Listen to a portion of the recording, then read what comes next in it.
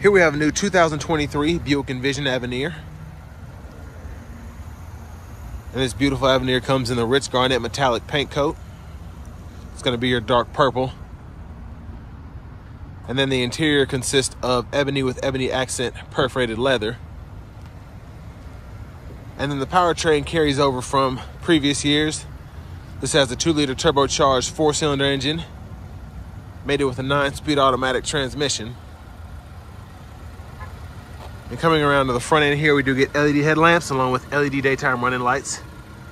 I just love this grille here. Have that galvanized aluminum finish there, and then just your kind of reflective aluminum finish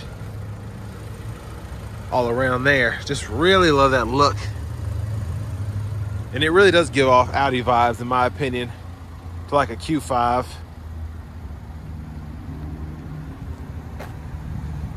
And then down here, we have the 20-inch aluminum wheels. Really good look there to kind of go with the sleekness of this vehicle. We get passive keyless entry on all 4 doors. And then looking at the door panel here, love this kind of faux wood grain look here. Looks very expensive. Power door lock controls, memory seat controls, power windows, the window lock, and then we have power window controls here. And then there are one-touch auto up and down for the driver and front passenger. And then mirror controls, like I said. Power lift gate here.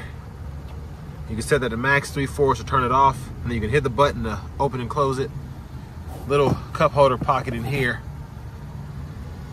And then a premium Bose sound system. Then over here we have the controls for our heads-up display, headlamp controls, and there we have our power driver seat there. So I'm going to take a look at the window sticker just real quick,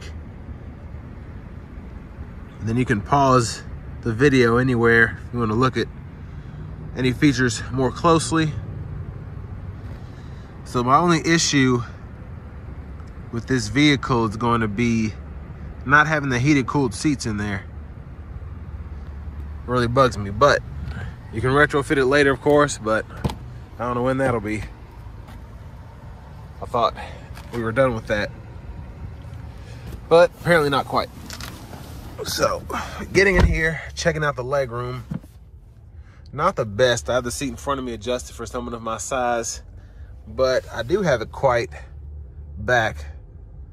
So, I mean, I could probably scoot it up a little bit and then it'll still be comfortable for me up there. But, and then the heated seats back here are not activated either. And then we have a USB-C, USB-A charge port. And then one of my favorite features is gonna be that 110 or 120 volt 3-prong household plug-in there.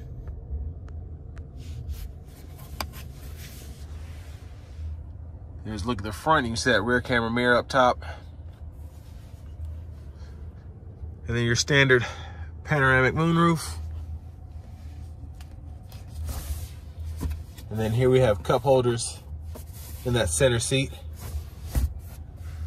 And I like that we have the hangers on all 4 doors, but we don't have an additional clothes hanger, so you have to actually hang your hangers on this. But let's go ahead and check out the back.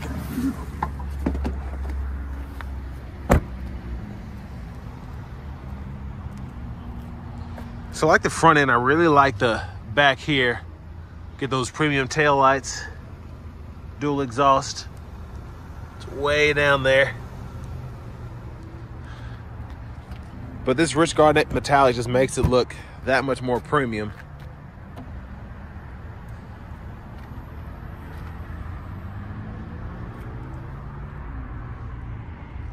So decent sized storage back here. And I do feel like the Envision is kind of for a niche market, but just a beautiful car to look at.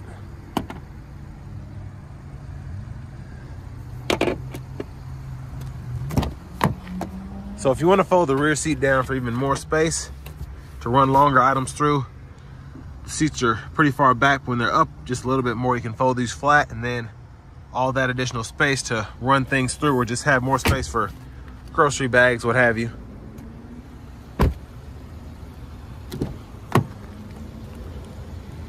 And then up here we have our power front passenger seat, and I believe both of these seats are going to be 8-way.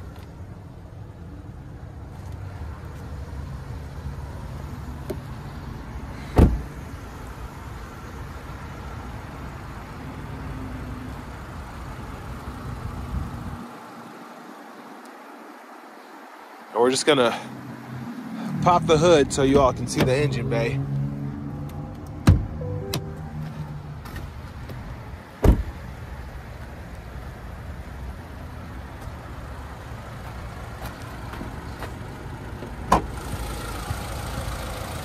And there's that 2-liter turbocharged 4-cylinder.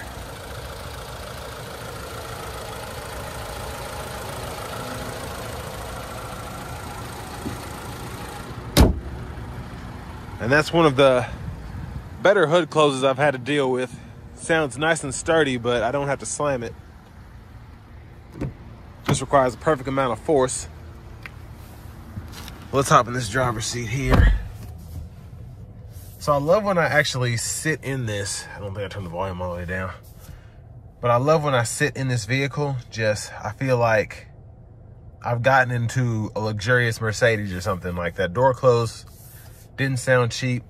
Then I get in here, material feels really nice. Start out with this heated leather wrap steering wheel, which I am glad that doesn't require a retrofit. Feels really nice. Now over here to the radio, this carries over from the 22 model. We get AM, FM, XM, along with Bluetooth, and then we get our wireless Apple CarPlay, wireless Android Auto compatibility. And then there's our navigation screen there. And of course you can monitor your air quality. And then we also have dual zone automatic climate controls, which we can use either on the screen, or we have buttons and knobs down below, along with the heated and cooled seats, which like I said are not in this one yet.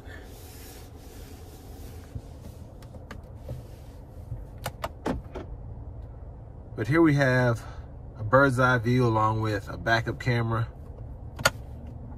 And then there's our front camera. And we also get curbside view, which I like. We can either see it from the front or the back, and then we kind of have a trailer hitch bird's eye view there.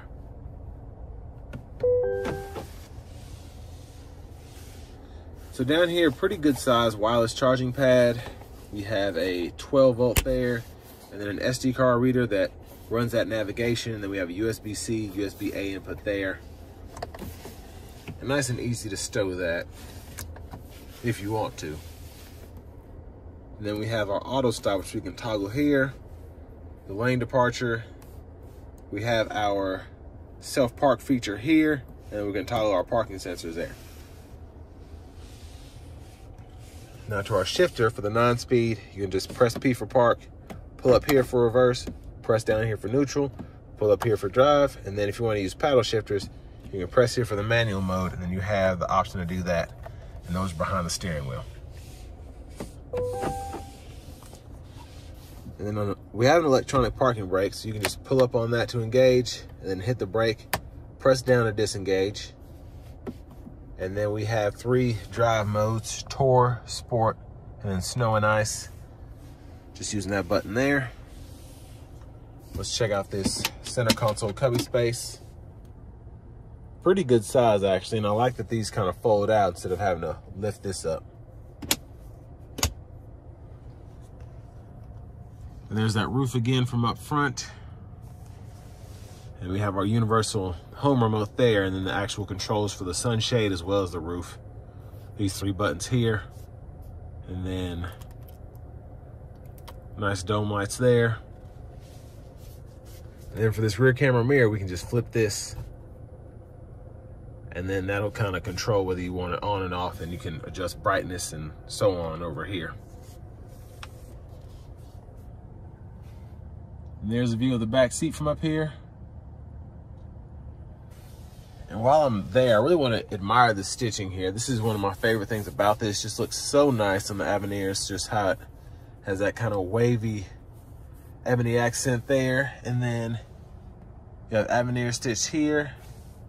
And then if you look closely on these floor mats, it's even stitched right there. So really, really impressive. It's the little things that count. Then we have our glove compartment, owner's manuals, decent size. And if you look closely, there's our heads-up display. And then we have the different settings here. We show the radio, direction, then we have that kind of tachometer look, and we can just show the speed limit with the actual speed.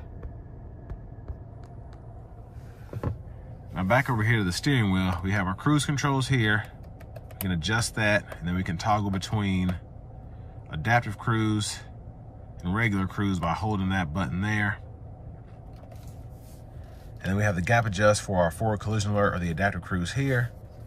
Like I said, that heated steering wheel toggle.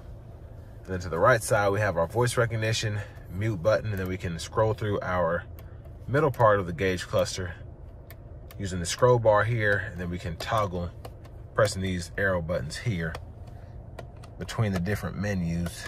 And then, like I said, within each one, we can scroll down when it's applicable.